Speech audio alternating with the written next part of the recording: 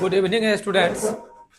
आज आप लोग को बायोलॉजी में पिछले क्लास में आप लोग को 50 तक ऑब्जेक्टिव का करवा दिए थे।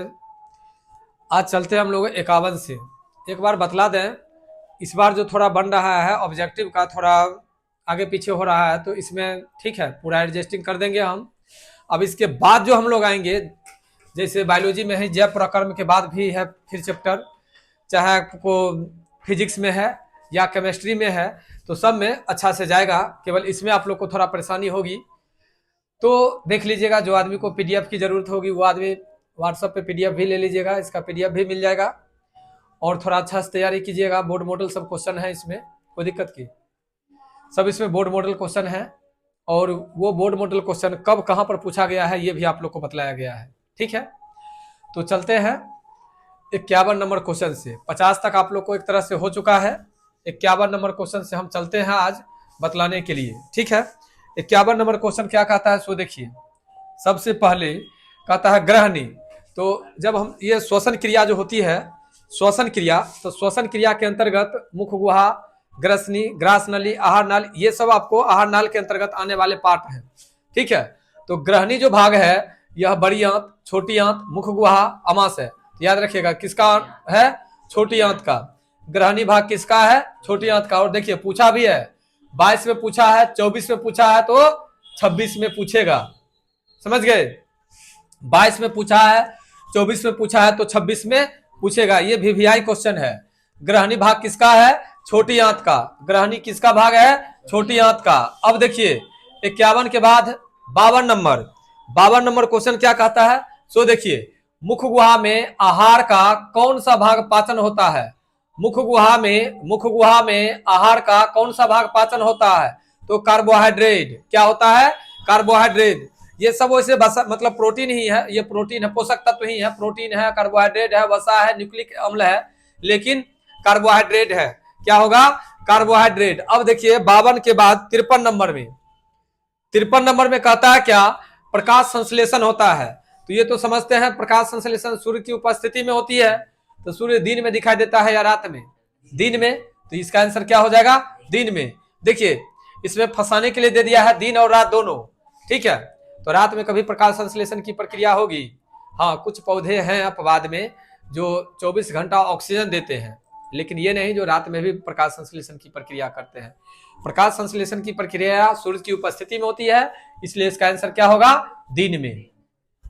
अब देखिए कर्माकुंचन गति पाई जाती है कोलोन में, ग्रास नली में, अग्नाशय में, छोटी आंत में। क्या होगा इसका आंसर, ठीक है, ग्रास नली में। 54 नंबर का क्या होगा आंसर, ग्रास नली में। 54 नंबर का आंसर ग्रास नली में। कॉलम का थोड़ा प्रॉब्लम है यहाँ, मान लीजिए, फिर रोकेंगे, फिर आपको बतलाएंगे ग्रास नली में। तो अगर बोल देते हैं तो आप लोग समझ लीजिएगा बी, यानी ग्रास नली। लेकिन हाँ, आप लोग का आंसर बी नहीं होना चाहिए। आप लोग का आंसर, अभी तत्काल क्लास चल रहा है तो क्लास में आप लोग ए बी सी डी दे सकते हैं, लेकिन जब लिखेंगे और याद करेंगे तो याद करने में याद कीजिएगा कर्माकुंचन गति पाई जाती है कोलोन में, ग्रास नली में, अग्नाशय में, छोटी आंत में, तो ग्रास नली में, क्योंकि वहां ऑब्जेक्टिव आपको बदल दिया जाएगा, ठीक है। ए बी सी डी के बदला में हो सकता है आपको कर देगा ए बी सी डी, तो वहां पर आपको कंफ्यूजन ना हो, ठीक है, ध्यान रखेंगे। आगे देखिए, आगे 55 नंबर क्वेश्चन में कहता है प्रकाश संश्लेषण में ऑक्सीजन का मूल स्रोत है पर्णहरित, CO2, जल, सौर ऊर्जा। देखिए प्रकाश संश्लेषण में ऑक्सीजन का मूल रूप, ऑक्सीजन कहां से, मतलब ऑक्सीजन का तो निष्कर्षण होता है ना, निष्कर्षण होता है, तो इसमें क्या हो जाएगा, तो प्रकाश संश्लेषण में ऑक्सीजन का मूल जल होगा। क्या होगा आंसर, जल। प्रकाश संश्लेषण में ऑक्सीजन का मूल स्रोत है जल। अगर प्रकाश संश्लेषण की प्रक्रिया अगर होगी तो पर्णहरित तो पौधे में पाए जाते हैं, यानी पत्ती में पाई जाती है। सौर ऊर्जा सूर्य से प्राप्त होंगे, CO2 कार्बन डाइऑक्साइड वायुमंडल से प्राप्त होंगे, तो ऑक्सीजन कहाँ, जल से न जाएगा। और जल में पता है आप लोग को जो ऑक्सीजन घुले होते हैं। तो प्रकाश संश्लेषण में ऑक्सीजन का मूल स्रोत यानी ऑक्सीजन जो जाएगा वो कहां से जाएगा, जल के माध्यम से। एक बार फिर से समझ लीजिए, पर्णहरित पौधे में पत्तियों में पाई जाती है, तो जब पत्ती में पाई जाती है तो इसमें कहां से होगा, ऑक्सीजन। कार्बन डाइऑक्साइड हो गया, तो कार्बन डाइऑक्साइड में तो ऑक्सीजन की कोई बात होगी ही नहीं। और ये सौर ऊर्जा है यानी सूर्य का प्रकाश, तो उसमें होगा ही नहीं। और जल जो हम लोग लेते हैं या मछली भी जो जल में रहती है तो जल से न लेती है सांस, इसलिए इसका आंसर क्या होगा, जल। अब देखिए शाकाहारी जीवों में छोटी अंत की लंबाई होती है। सबसे पहले क्वेश्चन समझिए, शाकाहारी, शाकाहारी का मतलब कि घास भूसा खाने वाला, तो घास भूसा खाने वाला में हड्डी होगा? अगर हड्डी नहीं होगा तो उसका पाचन आसानी से हो जाएगा, जब आसानी से हो जाएगा तो इसका आंसर क्या होगा? अधिक लंबी। क्या होगा आंसर? अधिक लंबी। जिसमें जितना बड़ा रहेगा, याद रखिएगा, पचाने की मतलब वो तोड़ने की फोड़ने की, उसमें छोटी मध्यम होगी। लेकिन जिसमें, ठीक है, शाकाहारी जीव यानी घास भूसा खाने वाला में सबसे क्या होगा? बड़ा होगा, लंबा होगा। समझ गए? तो इसका आंसर क्या होगा? सी। शाकाहारी जीवों में छोटी आंत की लंबाई होती है, छोटी, मध्यम, अधिक लंबी। तो क्या देंगे आंसर? अधिक लंबी। कोई दिक्कत? अब देखिए अधिक लंबी क्या नंबर हो गया आपको? 56 नंबर। 56 नंबर के बाद देखिए अब क्या कहता है क्वेश्चन, 57 नंबर। यहां से आगे, यहां से ठीक रहता है क्वेश्चन देखने में आप लोग को। देखिए छोटी आंत में पूर्ण रूप में पचा भोजन कहलाता है काइम, चाइल, काइलो, माइक्रोन, इसमें से कोई नहीं। तो इसका आंसर होगा चाइल। ये आपको भारतीय भवन के किताब में थ्योरी से क्वेश्चन है। छोटी आंत में पूर्ण रूप में पचा भोजन कहलाता है चाइल, याद रखिएगा, चाइल। अगला है आपको, पौधे में श्वसन क्रिया के अंतर्गत एडीपी ने है, एटीपी, एटीपी के टूटने से कितनी ऊर्जा मुक्त होती है? तो 30.5 केजे अब्लिक मोल। पायरुवेट के विखंडन से यह कार्बन डाइऑक्साइड, जल तथा ऊर्जा देता है और यह क्रिया होती है माइटोकॉन्ड्रिया में। याद रखिएगा, हरित लवक में नहीं, माइटोकॉन्ड्रिया में। पायरुवेट का विखंडन जो होता है माइटोकॉन्ड्रिया में। आपके किताब में थोड़ा पढ़ना है ये, और 9वां में बहुत ज्यादा पढ़ना था। पायरुवेट के विखंडन से कार्बन डाइऑक्साइड, जल तथा ऊर्जा देता है और यह क्रिया कहलाती है माइटोकॉन्ड्रिया में। यह क्रिया कहां होती है? तो माइटोकॉन्ड्रिया में। अब देखिए 60 नंबर क्वेश्चन कहता है इथाइल एल्कोहल किस प्रकार के श्वसन में होता है? तो अवायवीय। इथाइल एल्कोहल क्रिया किस श्वसन में बनता है? तो अवायवीय में। अवायवीय के बाद देखिए अब निम्नलिखित में किसे कोशिका का ऊर्जा रूप के, ऊर्जा मुद्रा के रूप में जानते हैं? एटीपी, एडीपी और कौन है भाई? डीटीपी और पीडीपी। तो इसमें होगा एटीपी। क्या होगा? ऊर्जा का संग्रह किसमें होता है? एटीपी में। 61 नंबर का एटीपी, बी एक आंसर होगा। देखिए पूछा कब है? 25 में पूछा है और 18 में पूछा है, ठीक है। अब देखिए मछली का श्वसन, ये तो सब आदमी जन्मे करते हैं।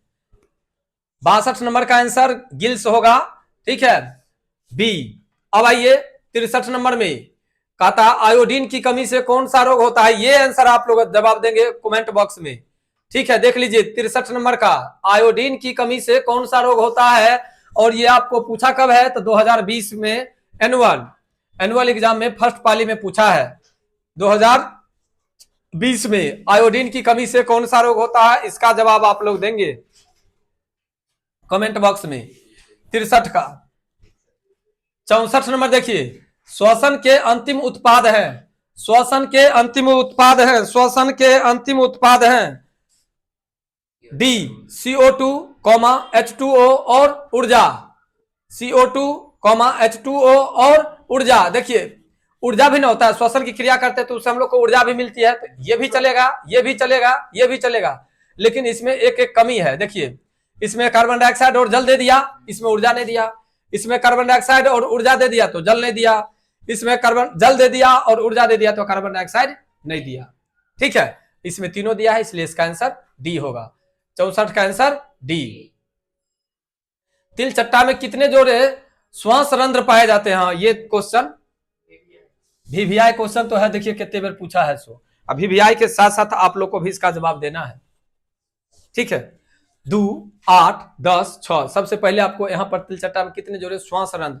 तो मनुष्य के बारे में जानते हैं, मनुष्य में क्या होता है? सो फेफड़ा होता है ना, तो जैसे मनुष्य में फेफड़ा होता है, मछली में मछली में गिल्स होता है। तो कितने जोड़े रंध्र? तो 10 जोड़े। कितने जोड़े? 10 जोड़े। तिल चट्टा में कितने जोड़े श्वास रंध्र पाए जाते हैं? 10 जोड़े। तिल चट्टा देखे हैं कि ना? कहाँ देखे हैं? भर में, आटा में कि पेपर पर? आटा वगैरह में भी रहता है वो, समझ गए? हाँ, कम गया है वो, प्रतिकूल प्रभाव के कारण कम गया है, वरना ये पाया जाता है। खास करके ये तो पेपर के लिए बहुत खतरनाक चीज है।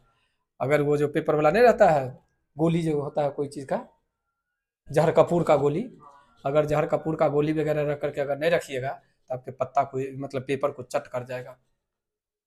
जमीन का पेपर कोई चट कर गया था, बहुत मुश्किल से फिर मैनेज हुआ, समझ गए। तिलचट्टा बहुत खतरनाक है। एक और बात, तिलचट्टा के शरीर में पानी ये खून नहीं पाया जाता है, ध्यान रखिएगा। हाँ समझ गए। देखिए अगला क्वेश्चन अब क्या कहता है, सो क्या नंबर है भाई? हाँ,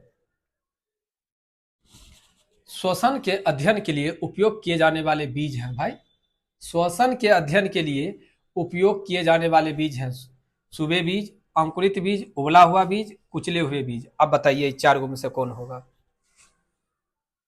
उपयोग किए जाने वाले बीज, बीज की बात किया है, ठीक है। सुबे बीज, अंकुरित बीज, उबला हुआ बीज, कुचले हुए बीज। अंकुरित बीज। देख लिया तुम लोग आंसर की? हो बड़ा तेज तरह का आदमी है ना, बढ़िया जानता है तब। अब एगो फसवल वाला क्वेश्चन का कमेंट बॉक्स में चाहिए हमें जवाब, ठीक है। देखो अब इनमें देखो, निश्वास द्वारा निकली वायु में रहती है carbon dioxide, oxygen, nitrogen, carbon dioxide में दो गो है। कहे निश्वास क्रिया नहीं होता है भाई, सांस लेने और छोड़ने की प्रक्रिया होती है ना, बायोलॉजी में तुम लोग पढ़े हो ना। तब हाँ, तो कार्बन डाइऑक्साइड होगा, इसका छोड़ा जाता है तो यही निकलता है, कार्बन डाइऑक्साइड निकलता है, ठीक है। अब कहता है पौधे में श्वसन होता है, जड़ में, पत्तियों में, तना में, कि इसमें से सभी में? तो पत्तियों में हो जाएगा कर बी, 68 नंबर का आंसर बी, 68 नंबर का आंसर बी। अब देखो कहता है ग्लाइकोलाइसिस होता है माइटोकॉन्ड्रिया में, कोशिका द्रव में, गोल्गी उपकरण, क्या है भाई ये थोड़ा, हाँ गोल्गी है, गोल्गी कॉम्प्लेक्स में या क्लोरोप्लास्ट में। तो ग्लाइकोलाइसिस होता है ये पौधे में होता है, यानी क्लोरोप्लास्ट में होगा लगभग। डी होगा एक आंसर 69 का डी, ध्यान में रखिएगा। क्या है ग्लाइकोलाइसिस, थोड़ा कंफ्यूजन हो रहा है इसका आंसर में, लेकिन क्लोरोप्लास्ट होना चाहिए। आप लोग इसको देखेंगे और कमेंट बॉक्स में बतलाइएगा जो क्लोरोप्लास्ट सही है या गलती है। आइए 70 नंबर देखिए, किस पौधे में रंध्र अनुपस्थित होते हैं? आम में, नागफनी में, हाइड्रा में या कनेर में? 70 नंबर क्वेश्चन, 70 नंबर क्वेश्चन में देखिए किस पौधे में रंध्र, रंध्र मतलब समझते हैं ना, ये आपको नागफनी में, ठीक है। रंध्र नहीं होते हैं इसमें, क्योंकि नागफनी जो पौधा है, आम, हाइड्रा और ये कनेर, ये सब अपने यहाँ का पौधा है, और नागफनी जो है मरुस्थलीय पौधा है, तो इसका आंसर क्या होगा? बी। अब देखिए यहां से किस प्रकार के श्वसन से अधिक ऊर्जा मुक्त होती है? किस प्रकार के श्वसन से? वायवीय, अवायवीय, ए और बी दोनों, या इसमें से कोई नहीं? तो वायवीय, सबसे ज्यादा वायवीय श्वसन प्रक्रिया में और सबसे ज्यादा जीव श्वसन प्रक्रिया में वायवीय वाले की संख्या है। जैसे हम लोग भी आते हैं, जानवर भी आता है, और जानवर के साथ साथ कुछ पेड़ पौधे भी आते हैं। वायवीय श्वसन आप कहिएगा जो सर पेड़ पौधा, सांस तो पेड़ पौधा भी ना लेते हैं, लेकिन यही है जो हम लोग का उल्टा लेता है, वो हम लोग ऑक्सीजन लेते हैं और वो लोग कार्बन डाइऑक्साइड लेते हैं, बस फर्क इतना ही होता है, ठीक है। अब देखिए 72 नंबर, 72 नंबर कहता है क्या पौधे में गैसों का आदान प्रदान किसके द्वारा होता है? रंध्र के द्वारा, जड़ के द्वारा, तना के द्वारा या टहनी के द्वारा? ये अगर आप लोग भारतीय भवन को अच्छा से पढ़े होंगे तो याद कीजिए, पन्ना उलटते हैं तो ऊपरे में बात लिखल है। पौधे में गैसों का आदान प्रदान किसके द्वारा होता है? तो रंध्रों के द्वारा, याद रखिएगा रंध्र। पौधे में जब मतलब भारतीय भवन वाला किताब उल्टाइएगा तो ऊपर में जहां पे फिगर दिल है बीज का, उसी के ऊपर में लिखा हुआ है, ठीक है। आगे देखिए, किण्वन क्रिया पाई जाती है अमीबा में, ईस्ट में, हाइड्रा में? हाँ, एक का आंसर आप लोग कमेंट बॉक्स में देंगे, ठीक है। 73 नंबर, किण्वन क्रिया पाई जाती है, किण्वन क्रिया पाई जाती है अमीबा में, ईस्ट में, हाइड्रा में, इसमें से कोई नहीं? इसका आंसर आप लोग जरूर दीजिएगा कमेंट बॉक्स में। अब आइए यहाँ पर, ट्रैकिया किस जीव का श्वसन अंग है? ट्रैकिया, बहुत अच्छा क्वेश्चन है, ट्रैकिया किस जीव का है? तो देखिए हाइड्रा, स्टारफिश, कॉकरोच और पायला। तो याद रखिएगा कॉकरोच में, कॉकरोच में ट्रैकिया किस जीव का श्वसन अंग है? कॉकरोच में। ये क्वेश्चन भी बहुत वीवीआई क्वेश्चन है आपको। अब देखिए अगला, शरीर में भोजन का पाचन किस प्रकार की अभिक्रिया है? संयोजन, अपचयन, उपचयन, विस्थापन? कोई आदमी? उपचयन। आइए यहां पर, दूध से दही बनने में निम्नलिखित में कौन सी अभिक्रिया होती है? अपघटन, किण्वन, उत्सर्जन, प्रकाश संश्लेषण? याद रहेगा। किन्वन नौमा में पढ़े होंगे, दूध से दही बनता है किन्वन प्रक्रिया के द्वारा। आइए इसमें निम्नलिखित में से किसके रंध्र के छिद्र घिरे रहते हैं? क्यू क्या है? क्यूटिकल, क्यूटिकल गार्ड कोशिका से, वात रंध्रों से, इसमें से कोई नहीं। कौन होगा इसमें से? नहीं भाई, इसमें से कोई नहीं ना। 77 निम्नलिखित में किसके द्वारा रंध्र में छिद्र होता है? न वात रंध्र में। हाँ सही है, डी है, सी सी सी सी। 77 का आंसर सी। आइए 78 नंबर में आप देखिए, कौन सी गैस श्वसन क्रिया में मुक्त होती है? कौन सी गैस मुक्त होती है?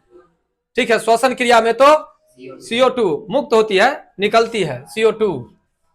अब शोषण रहता तब। हाँ, अब ये क्वेश्चन, ग्लूकोज के पूर्ण ऑक्सीजन से क्या मुक्त होता है? सिर्फ CO2, सिर्फ ऊर्जा, सिर्फ H2O, सिर्फ H2O। इसका आंसर आप लोग को 79 नंबर का आंसर कमेंट बॉक्स में देना है। अभी तक 3 गो क्वेश्चन आप लोग को मिल गया है। 3 क्वेश्चन का जवाब आप लोग कमेंट बॉक्स में देंगे। अगला देखते हैं। ये कमेंट बॉक्स इसलिए दे रहे हैं जो आप लोग वीडियो देखते हैं या नहीं देखते हैं, ये पता तब चलता है जब आप इसका जवाब देते हैं। ठीक है, एटीपी का विस्तारित रूप है adenine thymine phosphate, adenine triphosphate, adenosine triphosphate, adenine thymine, क्या है भाई? Thiamine diphosphate. एटीपी ये नहीं भाई, एटीपी का फुल फॉर्म होगा, ये तो ऊर्जा गृह है भाई। एडमिन, एक मिनट रुकिए तो, 3 4 5 6।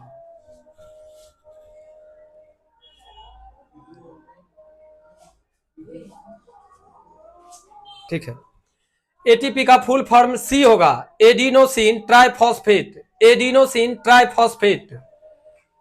सुनो, बायोलॉजी में तो तुमको भी पूछेगा, याद रहेगा ना। देखिए, निम्न में कौन सी बीमारी श्वसन तंत्र से संबंधित है? निम्न में कौन बीमारी श्वसन तंत्र से संबंधित है? कौन चीज? निमोनिया, डी ये दो ना। डायरिया भी हो सकता है श्वसन से, पानी के जरिए हो जाता है। टीबी भी हो सकता है, सांस से देखता होगा, टीबी वाला बीमारी का अलग रखता है लोग। ठीक है, निमोनिया होबे करता है, सब होता है, तो यानी डी हो जाएगा आंसर, समझे। अब पूछबो क्या है, 21 में पूछा है। ठीक है, बोर्ड मॉडल है क्वेश्चन। उसके बाद 21 एनुअल सेकंड में पूछा है, सेकंड पाली में शामवाला में, और 24 में पूछा है। तो 24 में पूछा है तो 25 छोड़ 26 में पूछ हो सकता है, समझ गए ना। देखिए 82 नंबर, मनुष्य में नासिका छिद्र, लैरिक्स, ट्रैकिया तथा फेफड़ा मिलकर के बनाता है उत्सर्जन तंत्र, जनन तंत्र की पाचन तंत्र की श्वसन तंत्र। तो इसका आंसर होगा श्वसन तंत्र। याद रखिएगा, ये सब चीज आपको श्वसन के लिए होता है। जहां पर ये भी भारतीय भवन में आपको एकदम क्लियर दिखा, जब श्वसन तंत्र के अंतर्गत आते हैं तो नासिका छिद्र, लैरिक्स, ट्रैकिया तथा फेफड़ा। ठीक है, हाँ ये है जो मनुष्य में नहीं, सब जीव मिला करके दिया हुआ है। ठीक है, अब कहता है कोशिका में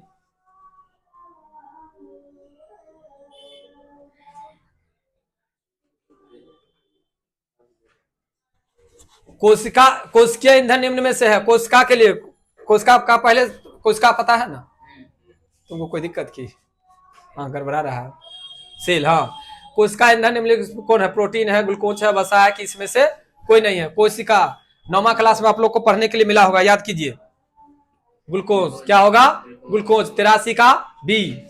अब 83 के बाद देखिए, एटीपी में फॉस्फेट की संख्या कितनी होती है? 3। एटीपी में फॉस्फेट की संख्या 3। अब है चौथा, यानी 85 नंबर, निम्न में सबसे तेज हृदय धड़कन किसका होता है? व्हेल का, चूहा का, हाथी का, आदमी का? चूहा। कौन बोला? याद था? और वो को याद था ये बात? अच्छा, नहीं कोई बात नहीं है। चलिए अब इसमें बताइए, रक्त में ऑक्सीजन का वाहक है वसा, हार्मोन, हीमोग्लोबिन, कार्बोहाइड्रेट। कर तो सब आंसर जानबे करते हैं। सुन लीजिए, जेकर आंसर जानते हैं और जानने के साथ साथ अगर कहीं हमसे मिस हो गया तो आप लोग कमेंट बॉक्स में जरूर आंसर बतला दीजिएगा, सर इसका थोड़ा मिस हो गया है। इन्हें जो चीज को बखान करना चालू कर दीजिएगा, यहाँ पर केना गलती भेल है। ठीक है, टाइपिंग है टाइपिंग में आगे पीछे हो जाता है, समझते हैं ना कितना मेहनत लगता होगा टाइपिंग करने में। ठीक है, तो हो गया ना इसका हेमोग्लोबिन। देखिए अगला, अब इसमें पढ़िए, बाहरी वातावरण से कोशिका में ऑक्सीजन का स्थानांतरण और कार्बन डाइऑक्साइड को हटाना कहलाता है, क्या कहलाता है? कौन चीज? 87, हाँ, एक मिनट। बाहर का वातावरण से ऑक्सीजन को लेना और छोड़ना श्वासोच्छ्वास कहलाता है। ए होगा इसका आंसर, क्या होगा? ए। मानव हृदय का औसत प्रकुंचन दाब है लगभग कितना? 120। एक आंसर तो सब जानता था ना। अब बताओ, पौधे में वाष्पोत्सर्जन क्रिया किस भाग से होता है? तो ये तो सबको पता है, पत्ता से। चलो सी। 90 का, खुला परिसंचरण तंत्र किसमें पाया जाता है? मनुष्य में, तिलचट्टा में, घोड़ा में, ऊंट में। 90 नंबर याद रखिएगा पूरा। एक आंसर कमेंट बॉक्स में ये लगा करके क्या गो? 4 गो। 4 नहीं, अभी तक 4 गो हुआ है। जखनी 5 गो पुर जाएगा तखनी छोड़ देंगे आप लोग को। कौन चीज? पादप में फ्लोएम उत्तरदायी है, पादप में फ्लोएम उत्तरदायी है संवहन में कि भोजन में कि अमीनो अम्ल में कि ऑक्सीजन में? सुनो, भोजन संवहन में पादप में फ्लोएम का काम होता है। जाइलम और फ्लोएम पढ़े हो ना, 9th में पढ़ा होगा जाइलम और फ्लोएम के बारे में, और 10th में भी पढ़ना है। ठीक है, जाइलम का क्या काम है और फ्लोएम का क्या जानते हो? जाइलम क्या करता है? जमीन के अंदर से पोषक तत्व लेकर के पौधे को पहुंचा देता है। अब फ्लोएम का काम है पूरे पौधे से में भोजन को पहुंचाना। ठीक है, कोई दिक्कत? अगला, अब कहते 92 ना, एक कोशिकीय शैवाल में जल का परिवहन डैश द्वारा होता है? प्रासरण, विसरण, अवशोषण, रसारोहण। बताओ कौन होगा इसमें? विसरण। ये तो क्लियर है। ऐसा करते हैं ना, आज 1 के 100 तक रहने देंगे कि रक्त का कौन से अवयव घायल स्थानों से रक्त स्राव के मार्ग को रक्त का थक्का बनाकर बाह? प्लेटलेटस, याद रहेगा ना। यह गड़बड़ हो जाता है जिसके कारण लोग को चीनी वाला बीमारी जो होता है। ठीक है, सामान्यतः अनुशीतलन रक्त दाब होता है कितना? 80। चलिए 80 ना भाई, पूरा फाइनल है ना आप लोग का? एकदम पूरा फाइनल 80। रुधिर का कौन सा अवयव रक्त स्राव को रोकने में मदद करता है? फिर प्लेटलेटस। चलिए 2 क्वेश्चन 2 रंग से घुमा करके दिया है। 96 नंबर में कहता है स्टोमाटा के खुलने और बंद होने की क्रिया को कौन नियंत्रित करता है? द्वार कोशिका, सहचर कोशिकाएं, चलनी नलिकाएं कि मूल रोम? तो इसमें हो जाएगा आपको क्या नंबर क्वेश्चन है भाई? ये 96 नंबर ना। एस्टोमेटा का खुलने का द्वार होगा कि इसमें नहीं, मूल। एक मिनट, एस्टोमेटा के खुलने और बंद होने की क्रिया को कौन नियंत्रित करता है? एक आंसर चालीन नलिकाएं। महक रहा है ना कुछ ना। जो एस्टोमेटा खुलने और बंद होने की क्रिया को चालिनी नलिकाएं नियंत्रित करता है। याद रखिएगा, 9वां क्लास का ही क्वेश्चन है। 10वां में है एक जगह चिकनी और खुरदरी, वहां पर है चालिनी नलिकाएं। अब इसका फ्लोएम उत्तकों द्वारा कार्बोहाइड्रेट का परिवहन होता है ग्लूकोज के रूप में, फ्रक्टोज के रूप में, लैक्टोज के रूप में, सुक्रोज के रूप में। सुक्रोज होगा क्या? देखिए तो फ्लोएम उत्तक के द्वारा ना, फ्लोएम उत्तकों द्वारा कार्बोहाइड्रेट का परिवहन होता है।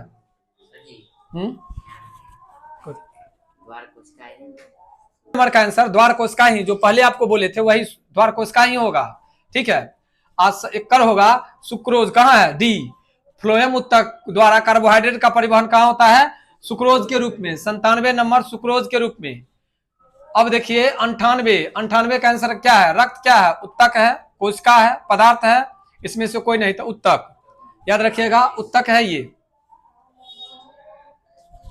हाँ, अब देखिए चालिनी नलिकाएं पाई जाती है जंतु में, जाइलम में, फ्लोएम में। तो फ्लोएम वहां पर क्वेश्चन था। ठीक है, अब चलिए अंतिम 100 नंबर क्वेश्चन।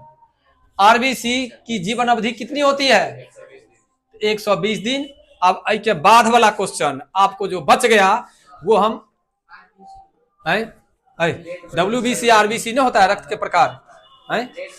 तब अब यहां तक आज रहने देते हैं, समझ गए? अब रह गया आपको 101 से लेकर के 45 तक। इसमें 45 वो और ऑब्जेक्टिव है, ये आप लोग को कल के क्लास में करवा देंगे। और हाँ, कल के क्लास में केवल बायोलॉजी का ही ये नहीं होगा, एक आपको या तो केमिस्ट्री का पूरा करवा देंगे या आपको एक फिजिक्स का पूरा करवा देंगे, क्योंकि समय बहुत कम है। कम से कम एक दिन में अगर 150 पौने 200 अगर ऑब्जेक्टिव अगर याद आप लोग नहीं करते हैं तो फिर कैसे होगा। हमें 50 ऑब्जेक्टिव 40 ऑब्जेक्टिव पुराने के लिए कम से कम हमें तो 400 से 500 ऑब्जेक्टिव को कमांड करना पड़ेगा, ठीक है, तब जाकर के उतना हो जाएगा। हाँ, जब हम आपको सिलेक्टेड क्वेश्चन लिखवाएंगे तब आपको कम होगा, लेकिन अभी तो हम पढ़ा रहे हैं ऑब्जेक्टिव टाइप से, तो आप लोग को ये देखना है, ठीक है।